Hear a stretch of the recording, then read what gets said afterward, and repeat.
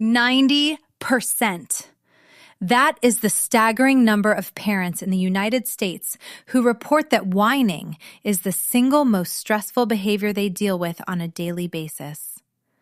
Whether you are navigating a crowded Target in the suburbs of Chicago or trying to grab a quick coffee in a bustling cafe in Manhattan, the sound is universal. It is that high-pitched, nasal, dragging tone that seems to pierce right through your eardrums and straight into your nervous system. But here's the kicker. Research shows that most of us are actually making it worse, often without even realizing it. If you have ever felt your blood pressure spike the moment your toddler starts that "please" chant, this episode is going to change your life. We are diving deep into the one rule that puts an end to whining, calmly, firmly, and once and for all. Why do we do it? Why do we give in? Most of us were raised with the idea that if a child is making noise, we need to stop that noise as fast as possible. You're in the checkout line at a grocery store in Los Angeles. Your 3-year-old wants the organic fruit snacks, and they start that low-level hum of a whine. You think, if I just give it to them, I can have 30 seconds of peace. But here is the biological reality. When you give in to stop the noise, you are actually performing what psychologists call intermittent reinforcement. It is the same mechanism that keeps people addicted to slot machines in Las Vegas. The child learns that if they whine long enough, or loud enough, or at just the right pitch, eventually the parent jackpot pays out. They aren't being manipulative. They are being little scientists. And you have just confirmed their hypothesis that whining works. Let's look at the science for a moment, because this isn't just about bad behavior. In 2018, a fascinating study out of a top research university in New England found that the frequency of a child's whine is specifically tuned to be un-ignorable to the human ear. It sits right in the same decibel range as a police siren or a smoke alarm. Your brain is literally hardwired to react to it as an emergency. But when we react with yelling, "Stop that noise right now!" we are just adding more emergency energy to the room. The toddler's brain, specifically their amygdala, senses your stress and thinks, "Oh no, Mommy is scared too. I should whine louder." It becomes a feedback loop of chaos that leaves everyone exhausted and frustrated. But there is a group of people who don't have this problem. Child development experts and seasoned educators in high-end preschools from Seattle to Miami use a specific secret. They don't see whining as a naughty behavior. They see it as a communication breakdown. They know that the child is simply using the wrong tool for the job. Imagine trying to screw in a bolt with a hammer. It's frustrating, right? That is your toddler trying to get their needs met with a whine.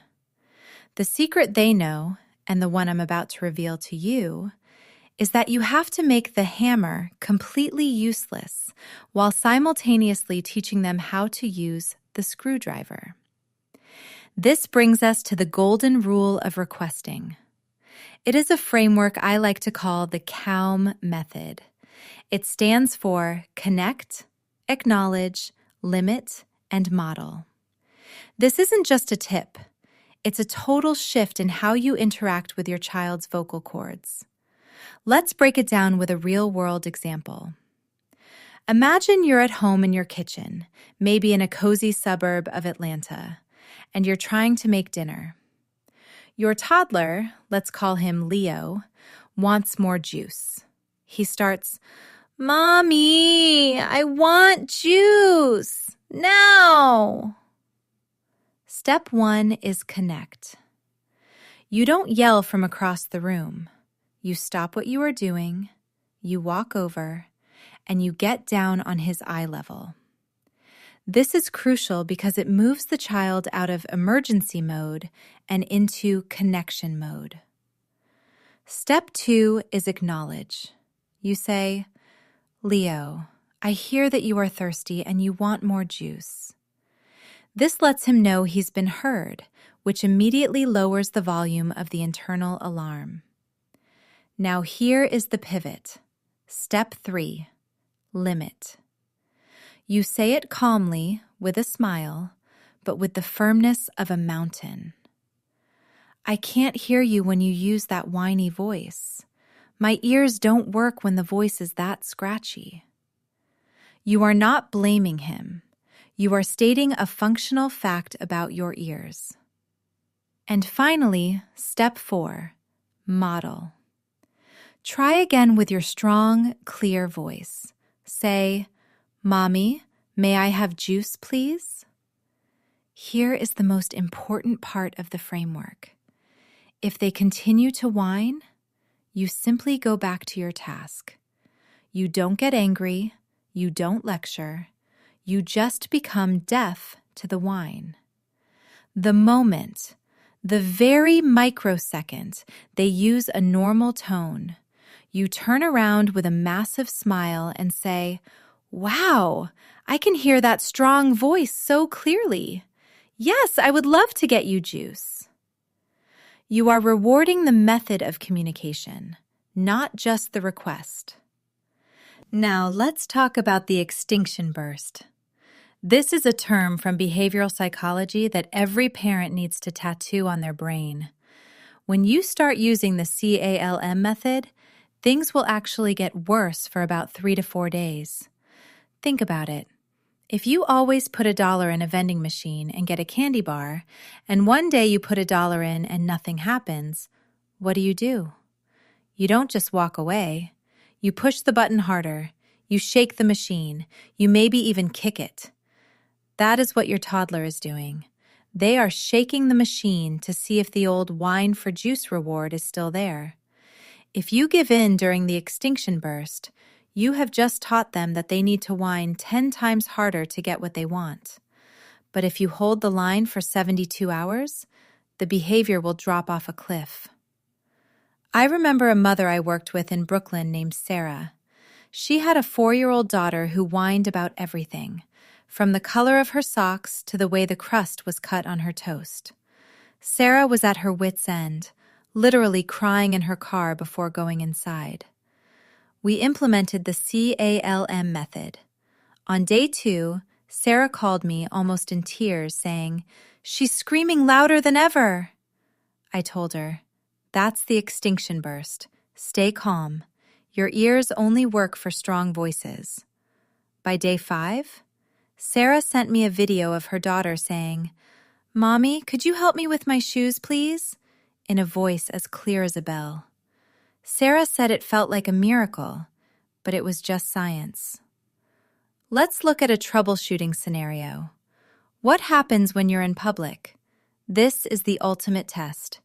You're at a park in Austin, Texas, and it's time to leave. The whining starts. "No, I don't want to go. 5 more minutes." Everyone is looking. You feel the heat rising in your neck. The old way is to hiss, "Get in the car right now or no iPad tonight." The new way is to stay in your parent zen. You kneel down. "I hear you aren't ready to leave the swings. It's hard to stop playing. But I can't hear you when you use that voice. When you use your strong voice, we can talk about what we're going to do for snack time when we get home." If they keep whining, you calmly, physically pick them up and walk to the car. You don't need to win the argument. You just need to maintain the boundary. Now, for those of you who want the advanced layer, the pro-level parenting move, this is called pre-emptive connection.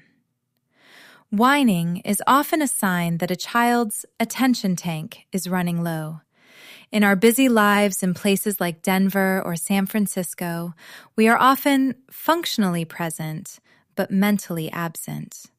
We are on our phones, we are thinking about work, we are folding laundry. The child whines because it is a guaranteed way to get you to look at them. To get ahead of the whining, try the 10-minute reset.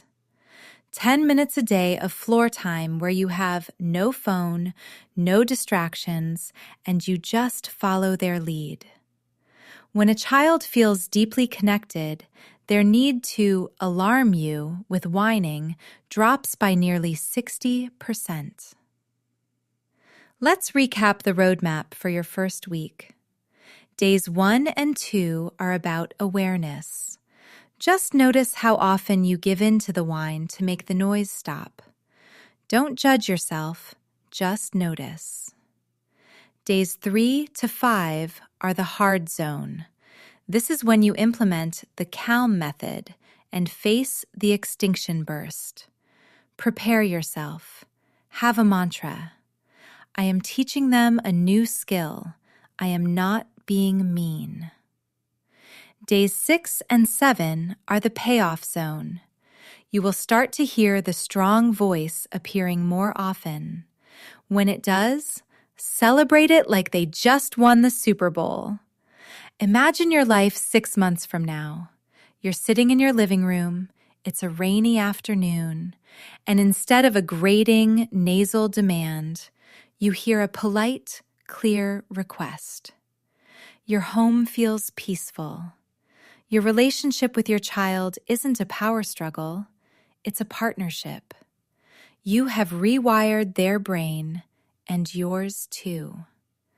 You have taught them emotional regulation, clear communication, and respect, all without ever having to raise your voice. So here is your challenge for today. The very next time, and we both know it will be soon, the very next time that high-pitched whine starts, I want you to take a deep breath, smile, get down on their level, and say those magic words. I love you too much to listen to that voice. Try your strong voice. I'm ready to listen. You've got this. It's not about being a perfect parent. It's about being a consistent one. If you found this helpful, drop a comment below and tell me, what is the one thing your toddler whines about the most? Is it the wrong colored plate? Is it putting on shoes? I read every single one, and I'll be jumping in to give specific advice to as many of you as I can. In our next episode, we're going to tackle another parenting Mount Everest, the bedtime battle. How to get your kids to stay in bed without the 500 requests for water. But for now, go forth, stay calm, and listen for those strong voices. I'll see you in the next one.